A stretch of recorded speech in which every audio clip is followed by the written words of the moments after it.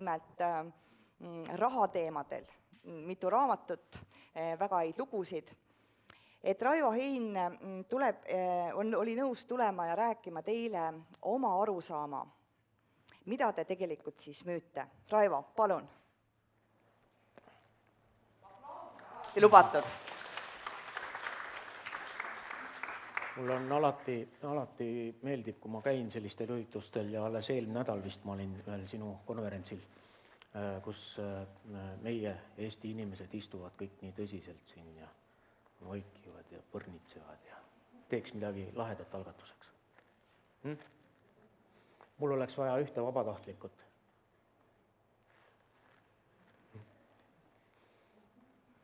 No sellised me olemegi.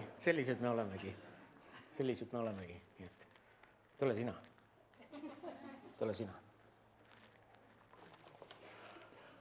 Ma proovin oma elus ka hästi palju õppida ja just eelmine nädal oli meil teema ebaõnnestumised ja kas inimesed õpivad oma ebaõnnestumistest või nad õpivad pigem teiste ebaõnnestumistest ja kas need ebaõnnestumised aitavad siis edasi uutele võitudele või uutele õnnestumistele.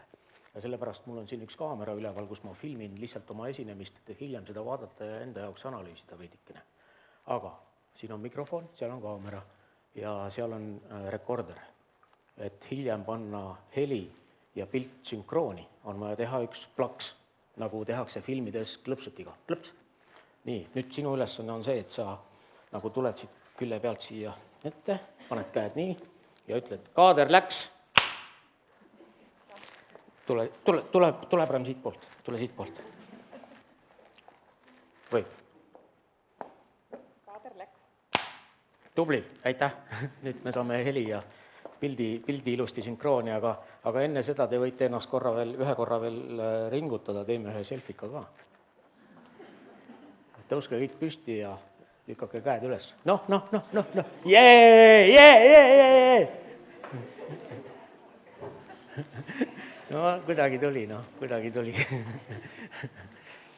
Ma olen natukene kahestunud isiksus oma mitte nüüd hinge poolest, aga oma tegemiste poolest ja see kahestumine seisneb selles, et olles ühelt poolt panga omanik kui ka nõukogu liige ja teiselt poolt olles investor, kellele see sama pank peaks oma teenuseid müüma mingil määral, siis see tekitab selliseid vastuolulisi tundeid, sellepärast et siit poolt vaadates ma toetaks nagu ühte seisukohta ja teiselt poolt vaadates olen ma hoopis teisel seisukohal.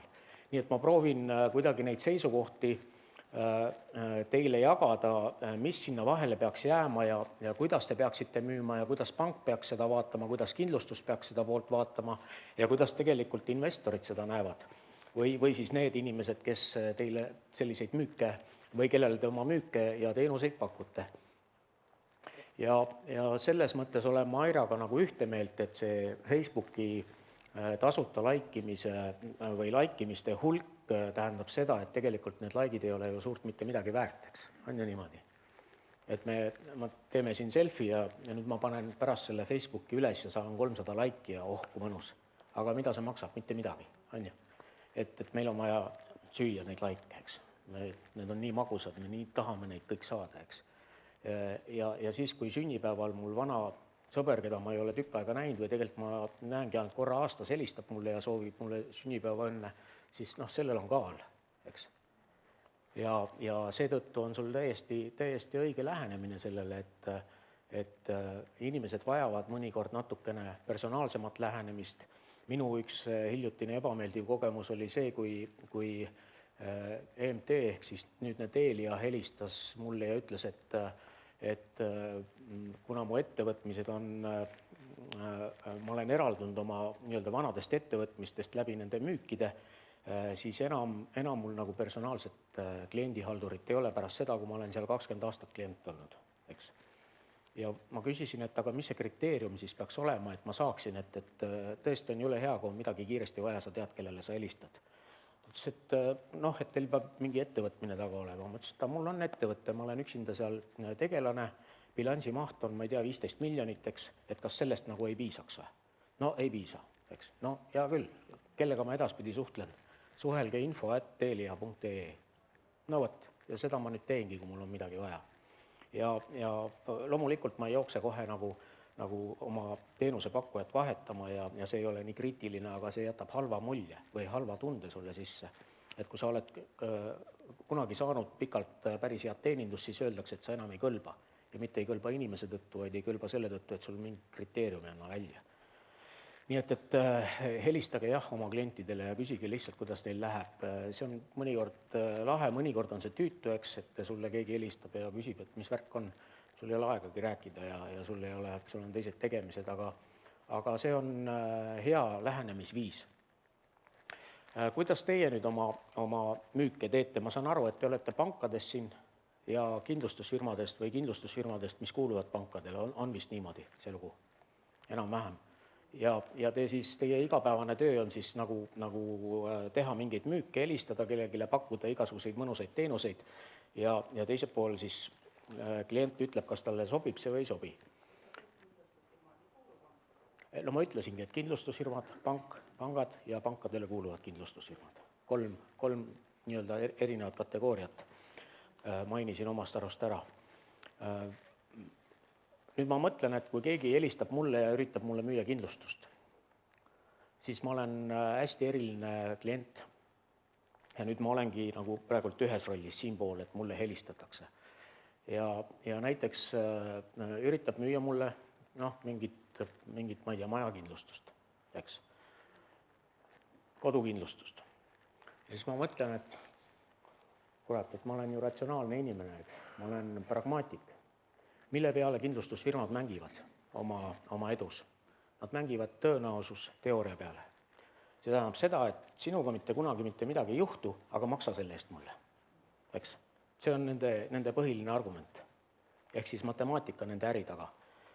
Me korjame võimalikult paljudelt inimestelt raha kokku ja me loodame, et nendega midagi ei juhtu ja tõenäosuse järgi nende kõigiga korraga midagi ei juhtu ka.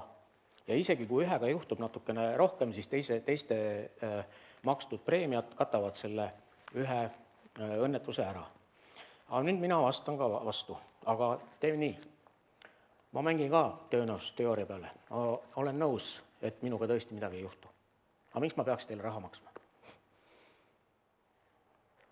Et teeks hoopis vastupidi, et te makske mulle selle eest raha, et te mind kindlustate ja mängime mõlemad tõenäosusteooria peale, et minuga midagi ei juhtu. Pöörame kõik tagurpidi, eks. No mida te teete minuga? Selleks, et me oleme ju võrdsed. Teie mängite selle peale, et midagi ei juhtu ja mina mängin selle peale, et midagi ei juhtu. Aga miks mina siis raha pean maksma?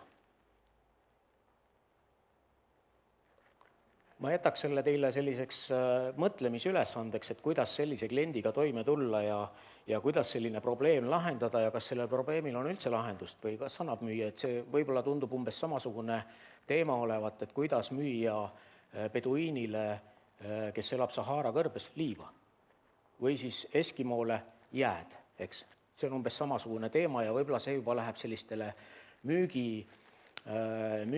professionaalse müügiteemade juurde ja oskuste juurde, nii et ka sellist asja tuleb ette ja nüüd, kui sellest jutust väljapoolt öelda, siis ausalt öelda, minul ei olegi ühtegi kodukindlustust, vähe veel, mul ei ole isegi autodel kaskokindlustust. Sellepärast, et ma teen täpselt samasugust analüüsi, ma olen analüüsinud oma palju ma olen autoga sõitnud 25 aastat, jah, on ikka tulevad ette igasugused kõksud ja väiksemad asjad, on olnud ka üks natukene suurem avarii, eks.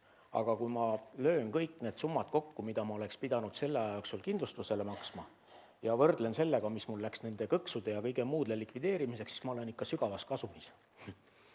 Nii et muidugi see ei välista seda, et järgmine pauk on natukene selline, mis on juba veidikene valusamaks. Aga ma mängin ka tõenäosusteooria peale. Nii et kõik me oleme selle tõenäosusteooria ees võrdsed.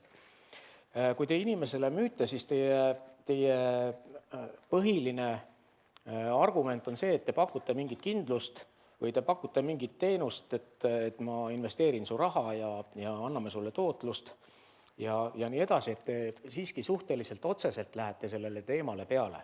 Aga ma tahaksin nüüd siis pöörata sellele tähelepanu, kuidas te saate läheneda veidikene teisest nurgast, eriti minusugusele.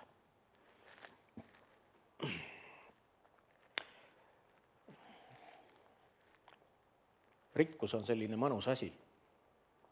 Kõik inimesed tahavad olla rikkad ja kõik loevad rikkust rahas. Mida rohkem on sul raha, seda rikkam sa oled, mis on loomulikult tõsi. Rikkus on teistpidi ka selline, mis sõna see võiks olla, selline, kurat, ei tule see sõna suhu. Ühesõnaga, rikkus on ka halb, vaadates sealt poolt, et näed, nemad on kõik rikkad, nad kurnavad töörahvast, ehk siis me laskume sinna klassivõitluse tasandile ja sotsialismi ja kommunismi juurde, ehk siis kõik vaesed inimesed arvavad, et rikkad on nende hädades süüdi. Kindlasti mitte nemad. Ja see on inimlik ka, et igaüks arvab ju, et kui midagi juhtub, siis mina väga süüdi ei ole. Mingi asjaolu tõttu see juhtus, aga selle asjaolu taga on keegi teine. Ja mina julgen siit vastu küsida, et aga miks te siis tahate kõik rikkaks saada, teie vaesed inimesed, siis mitte teie, aga üleüldiselt, kui te neid rikkaid ei salli, eks? Et kes meist tahab olla vaene ja haige? Kes meist ei tahaks olla rikas ja tervises pakatav? Kumb on parem? Mina valin esimese variandi. Ma arvan, et teie valiksite ka selle esimese variandi. Ja sealt me jõuame sellele teisele teemale, et mis see rikkus siis tegelikult on, et kuidas me saame rikkust mõõta, läbi mille on teil ka nii-öelda lahedam oma tooteid müüa. Rikkust tegelikult ju ei mõõdeta rahas. Rikkust mõõdetakse milles? Kuidas see vanasõna on? Mis asi on raha? Aeg on raha, kurat. Aeg on raha. Rikkus, see on aeg. Mida rohkem on teil aega tegeleda ükskõik millega, mida te tahate, seda rikkamad te olete.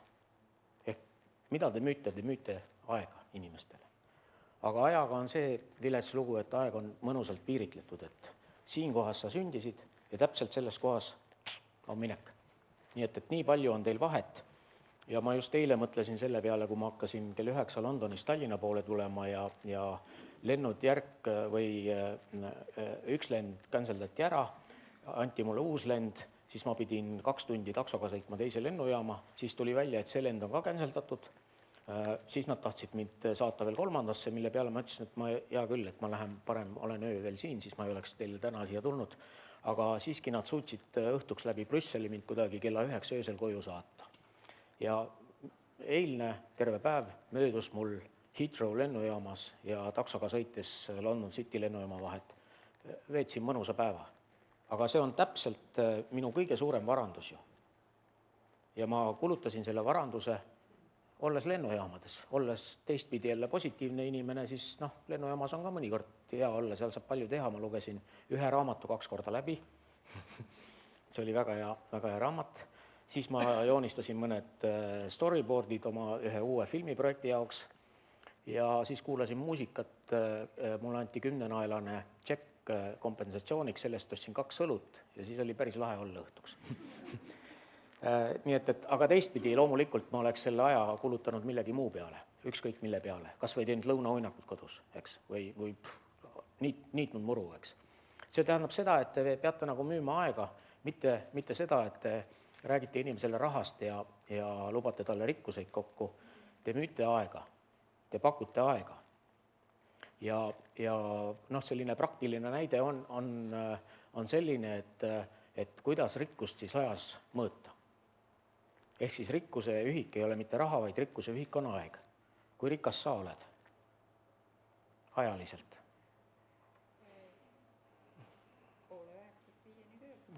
Siis järelikult oled sa rikas siis, kui sa magad umbes ja natuke enne seda peale seda.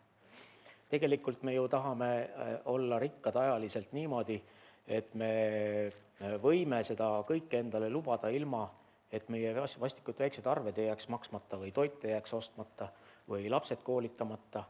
Eks? See on nagu see eesmärk ja seda mõõdetaksegi ajas selles mõttes, et kui te tahate väikse arvutustehte teha, et kui rikkad te ajas olete, siis võtke oma nii-öelda kõik likviidsed varad, kust on teilt juba kõik liisingud ja kõik muud kulud maha arvatud, mingi perioodi peale võtame aastaseks. Et teil on likviidset vara, on teil, teeme ümmargused numbrid, likviidsed varad on teil näiteks 12 000 eurot, mis jääb järgi peale seda, kui te olete kõik oma kulud ära võtnud, maha võtnud. Ja teistpidi teie igakuised kulud on näiteks 1000 eurot. Nii. Nüüd mida see 1000 ja 12 000 omavahel või kuidas nad seostuvad? Nad seostuvad niimoodi, et te võite 12 kuud elada ilma, et teil oleks mingeid probleeme või muresid. Selleks, et teie kulud on ära fikseeritud, te rohkem ei kuluta, eks. Te kulutate isegi võib-olla vähem. Aga te saate 12 kuud elada niimoodi, et ei sõltu mitte millestki või mitte kellestki. Te võite võtta omale 3 kuud puhkust, te võite vahetada omal töökohta, kui te soovite, aga kõik teie kulud saavad kaetud ja homme ei juhtu midagi. Teiega ei juhtu midagi, tõenäosus ka ei luba, et teiega homme midagi juhtub. See tähendab seda, et te saate täpselt aasta aega elada täpselt nii, nagu te tahate oma kulude raames. Loomulikult, kui te suurendate kulusid, siis see aeg läheb väiksemaks. Mis siis omakorda tähendab, et teie rikkus on 1 aasta. Eks? Teie rikkus on 1 aasta, mille jooksul te võite teha täpselt kõike seda, mis te tahate oma kulude raames. Nüüd, mis võiks olla iga inimese eesmärk oma ajalise rikkuse suhtes? Aga panite tähele veel ühte asja siin samas, et see rikkus ei sõltunud mitte sellest, kui palju on teil raha, vaid sellest tegelikult, kui suured on teie kulud. Eks? Mis võib olla inimese ülim eesmärk oma rikkuse juures, ehk siis oma aja juures? Kui pikk peaks olema tema ajaline rikkus? Majanduslik vabadus. Õige. Mina saan sellel aastal 50-aastaseks, mul on veel 30 talve jäänud. See tähendab, et minu rikkus võiks olla umbes selline 25-30 pluss 1 päev. Eks? See viimane, eks? Sellest juurde. Ja iga inimese tegelikult suurim või ülim eesmärk võikski olla ju see, et ta on majanduslikult vaba nii kaua, kuni tal aega on.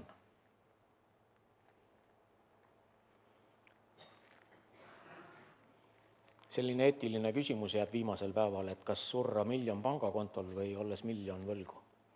Aga see jääb igale ühele enda otsustada, sellepärast, et puusärgil taskuid ei ole, eks.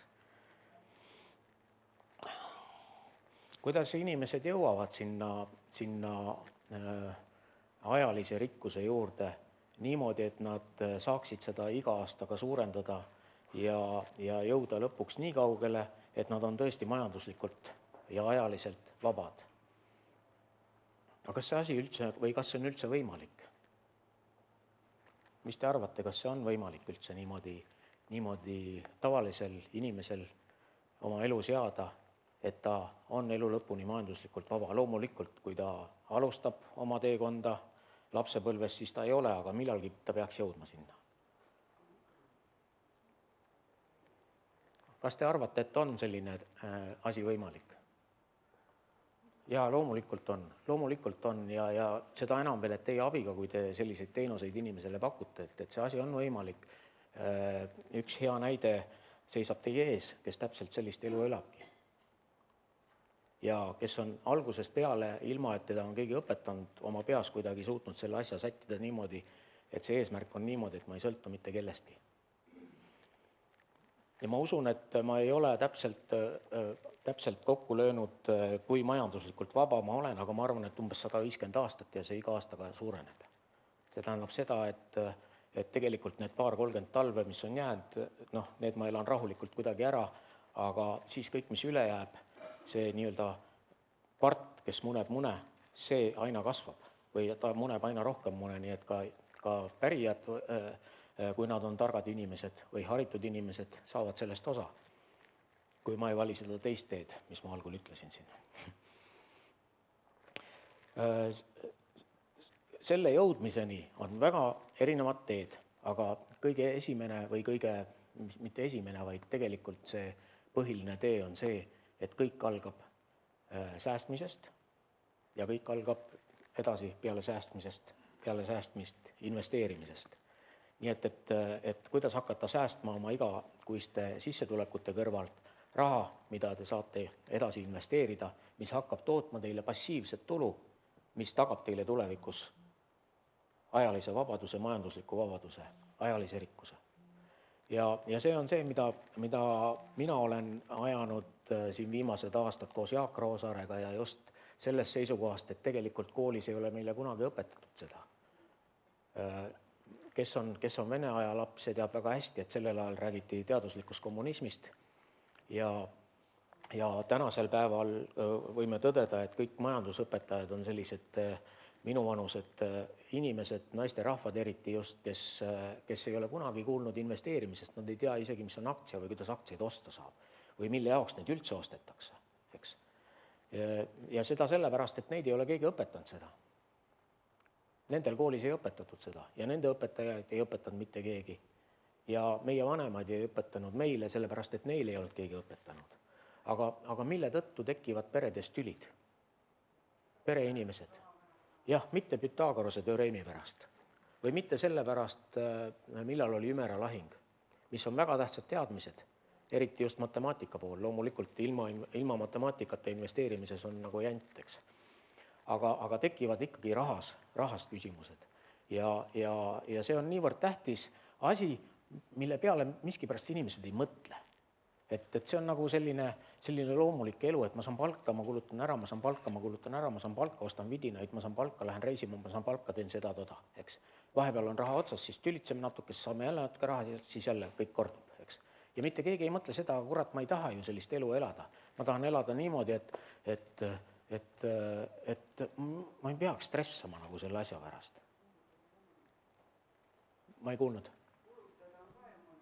Kulutada on mõnus, aga kui sa kulutad nagu enne seda, kui sa oled jõudnud selle punktini, millest ma siin rääkisin, kus sa vabaks saad, siis see on, loomulikult on see inimlik, see sama katse, kus lapsed pannakse, laua taha pannakse torditükk, kreemitükk ette, öeldakse, et kui sa ootad pool tundi, siis saad 2 tükki.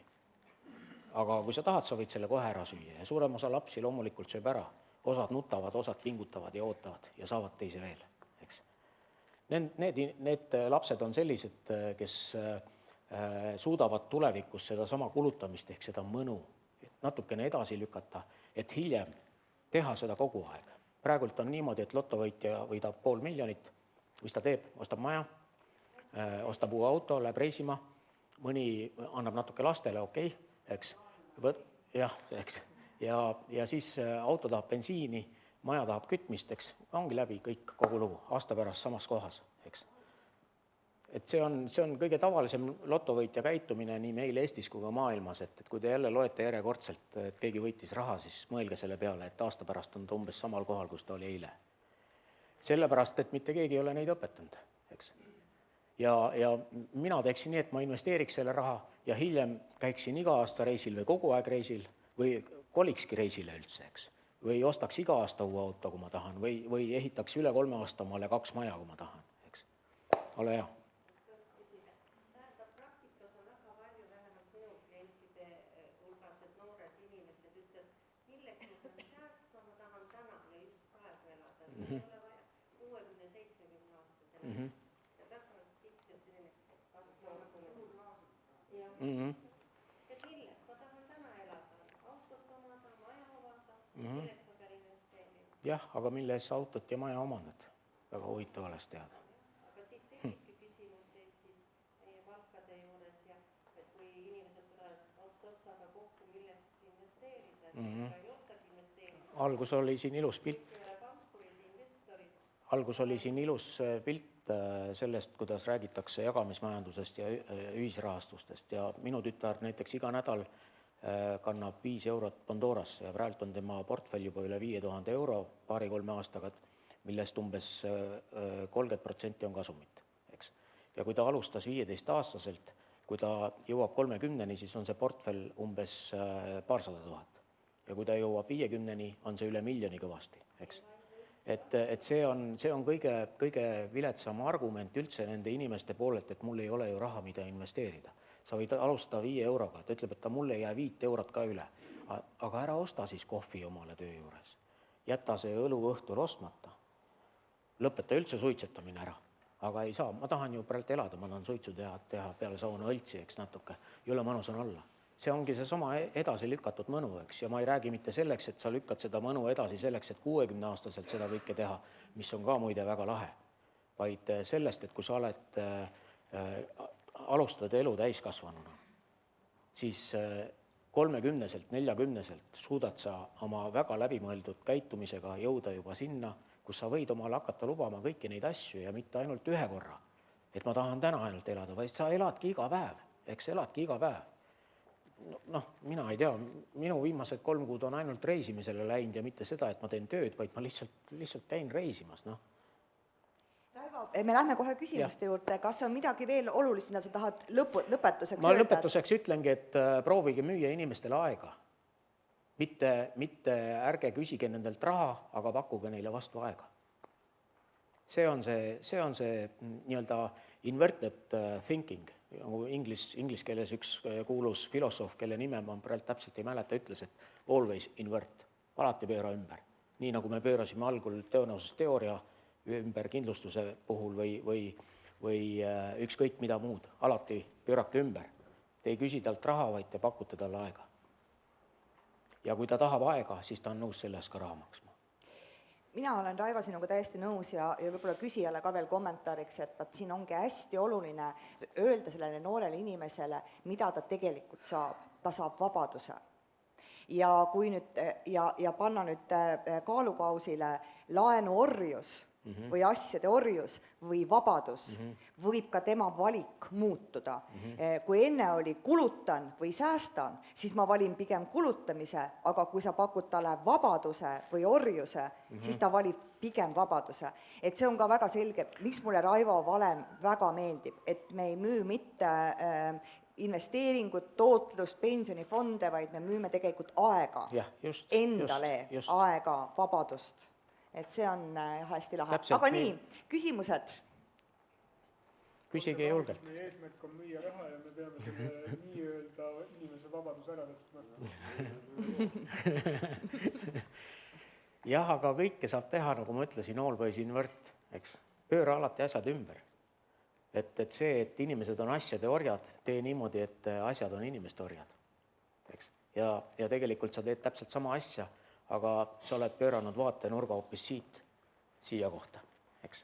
Ja nagu me teame, siis vaatenurga muutusest muutub ka perspektiiv ja muutub kõik, mida sa näed, eks.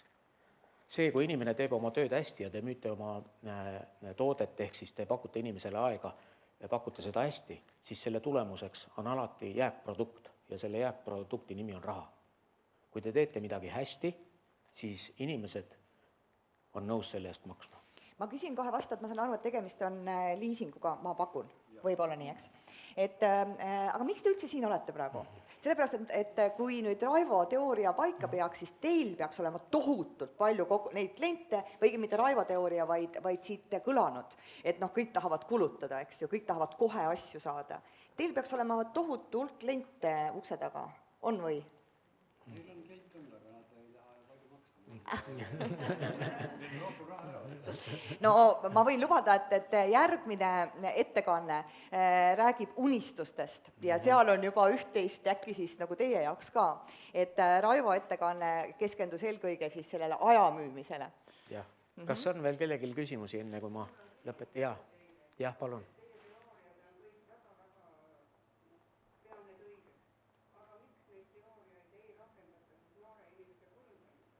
Sellepärast me tegimegi, sellepärast seal ees ongi see sama, et need, kes peavad seda tegema, neid ei ole kunagi keegi õpetanud. Jaa, see ongi juba, see ongi minu töö, ma käingi koolides sama juttu rääkimas. Viimased 3 aastat oleme me trükkinud umbes 6000 eksemplari rikkaks saamise õpikut, mida me oleme jaganud kõikidele Eesti koolidele, raamatukogudesse ja pluss igale õpilasele eraldi veel, kes soovib saada. Nii et see on selline väike heategevusprojekt, millega me oleme tegelenud. Lisaks veel see, et me üritame neid samu majandusõpetajaid aga natukene koolitada selles vallas, et mitte nii, nagu ma lugesin oma tütre, kes lõpetas põhikooli eelmine aasta õpikust, majandusõpikust, et mida teha siis, kui kulud on suuremad kui tulud. Ja seal on tehtud tabel, 9. klassi majandusõpik. Esiteks, vähenda kulusid, väga õige, eks, teiseks. suurendada tulusid, ka õige. Kolmandaks loen mina ja kukun perseli, eks. Võta tarbimislaenu. No mida me räägime? Mida me räägime, eks? Jah. Kellel keegi tuttav enda laps käib 9. klassis, vaadake seda, te leiate kindlasti selle sealt majandusõpikust üles. Nii. Mina tein teile ettepaneku, et tehke eksperiment. Minu 2 abilist täna siin on noored inimesed, üks nendest on minu tütar. Minge ja küsige nende käest, kas te tahate osta aega ja vabadust. Ja kontrollige, kas nad tahavad aega ja vabadust. Ma arvan, et kõik noored vastavad täna ja ainult andke meile vabadust, sõltumatust ja aja vastu pole ka midagi. Aga aitäh sulle! Aitäh, suured tänud. Aitäh. Kõike head. Ja minul on nüüd hea meel kutsuda teie juurde järgmine esineja. Olgaga olen mina töötanud koos aastaid kunagises Hansapangas ja Olgast on tänaseks saanud juba väga mitmeks pikkadeks aastateks suurepärane müügitreener ja konsultant. Ja ma palusin Olgal vanade aegade mälestuseks ja muidugi tuginedes oma tänastele teadmistele koolitajana